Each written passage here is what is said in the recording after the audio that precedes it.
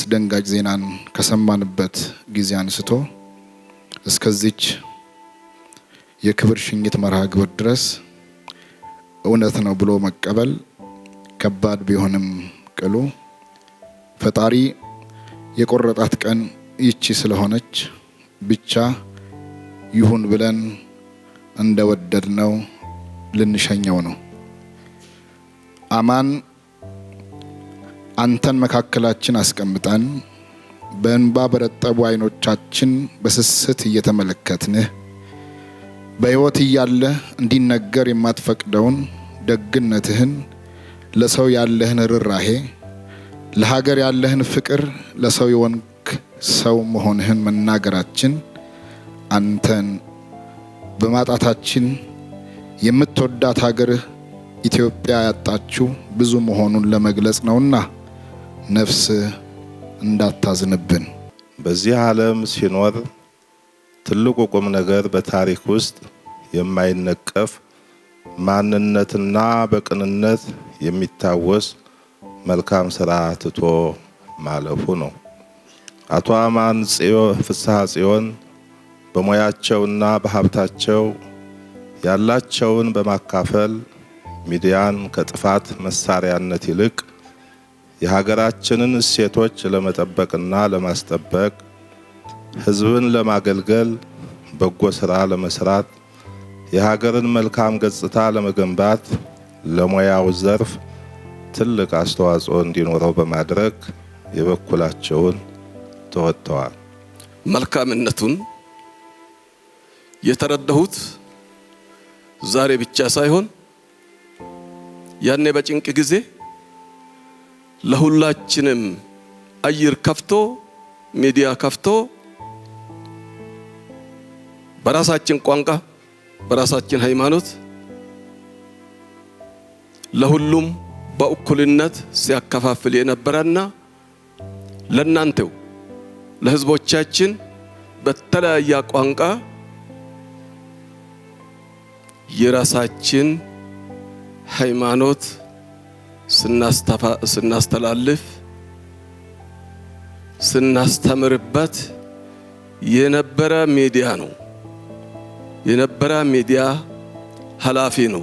እዚህ ላለንም ለሚሰሙ ሁሉ ማለት የምፈልገው ምን ያህል ዓመት ኖሮ ሞተ ሳይሆን ምን ሰርቶ ምን ትቶ ሄደ አለፈ የሚለው ነው ለኔ ትርጉም የሚሰጠኝ። ቢኖር እንዴት ደስ ይላል። 53 በጣም አነስተኛ እድሜ ይበልጥ የሚሰራበት ጊዜ ላይ ነው ትቶ የሄደው። ነገር ግን በእነዚህ ጥቂት ዓመታት ይህንን ሰርቶ ያለፈ ጀግና ታላቅ ሰው ነው። ሐዘን የወንድማችን የምንወደው አማን ፍስሐ ጽዮን ከዚህ ዓለም ድካም መለየት ነው።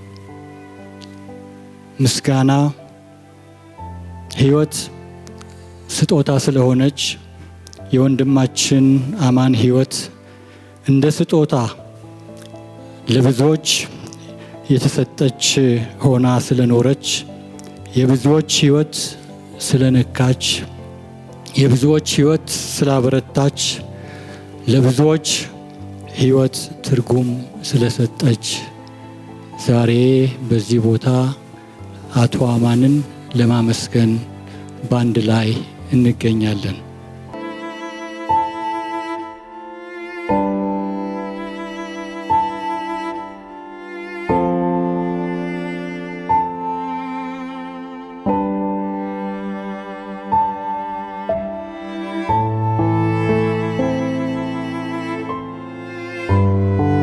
ያንተ ስብዕና ከቢሮ ግድግዳዎች የተሻገረ ነው። ለተቸገሩ መጠለያ፣ ለታረዙ ልብስ፣ ለታመሙ መድኃኒት መሆን የቻለ ለሰዎች ደስታ በመኖር የደካሞችን እጅ መደገፍ የቻልክ ቆራጥ ሰው ነህ። አማን ሰው ያላወራው ሚዲያ ያልዘገበው በርካታ ሕፃናትን ያስተማረ አቅመ ደካሞችን የረዳ ለታመሙት የሕክምና ወጪ በአገር ውስጥና በውጭ ሀገር ጭምር በመሸፈን የበርካቶችን እንባ ያበሰ የብዙዎች ሳቅ የመለሰ ለሰው የኖረ ሰው ነበር። ቅዱስ ቤተ ክርስቲያናችንም በሚዲያቸው በስብከተ ወንጌል ተልእኮዋ ለምእመናን ተደራሽ እንድትሆን ያለምንም ክፍያ የነፃ አየር ሰዓት በመስጠት ድጋፍ አድርገዋል። በመሆኑም በሰው ሕይወት ውስጥ ውሎ ከቤት ኑሮ ከሞት የማይቀር ነውና ዋናው ነገር ከሞት በኋላ የሚታሰብ ስምና የሚከበር ሐውልተ ስም በሰዎች ልብ ውስጥ አስቀምጦ ማለፍ ስለሆነ አቶ አማን ፍስሐ ጽዮን ከመቃብር በላይ የሚጻፍ ስምና ታሪክ ትተው አልፈዋል። ለበይነ ሃይማኖታዊ ግንኙነት ቀደም ሲልም እንደተነገረው ትልቅ አበርክቶ ያለው ትልቅ ሰው ነበር። ለሁሉም የሃይማኖት ተቋማት በሰንበት ዕለት የስርጭት ሰዓት በመስጠት የሁሉም ድምፅ ለአማኞች በኩል እንዲደርስ ፋና ወጊ ባለራዕይ ሰው ነበር።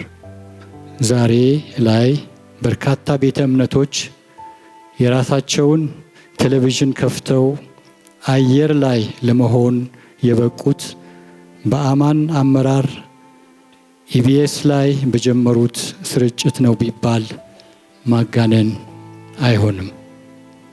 አማን የሰው ልጅ ያለ እምነትና ስነ ምግባር ሙሉ ሊሆን እንደማይችል በጽኑ የሚያምን በመሆኑ እኔ የምመራው ተቋም የሃይማኖት ተቋማት ጉባኤ በኢቢኤስ ቴሌቪዥን ነፃ የአየር ሰዓት በመፍቀድ እና በቁሳቁስም ጭምር በመደገፍ የሃይማኖት ተቋማት የተሻለ ትውልድ እንዲፈጥሩ እንዲቀርጹ ሲያበረታታ የነበረና የኛም የቅርብ ደጋፊያችን ነበር። አማን እኔ በተወለድኩባት አጋሮ ከተማ የተማርኩባትን አራስ ደስታ አንደኛ ደረጃ ትምህርት ቤት 6 ክፍሎችን ገንብቶ ያስረከበ በሺ ለሚቆጠሩት ህፃናት የቀለም አባታቸው ነበር።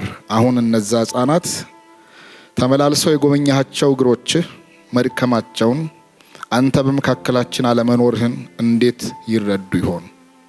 አማን አንተ ታላቅ መሪ፣ የርህራሄ ተምሳሌትና የበርካቶች የቁም ስንቅ ነበርክ። በኢትዮጵያ ሚዲያ ታሪክ ውስጥ ስማቸው በወርቅ ቀለም ከጻፉ ጥቂት ባለራዕዮች መካከል ቀዳሚ ሰው ነበርክ። አንተ ከሰጠህን በላይ ግን ፍቅርህና ርህራሄ በልባችን ቀርቶ ዛሬ ሐዘናችንን አክብዶታል።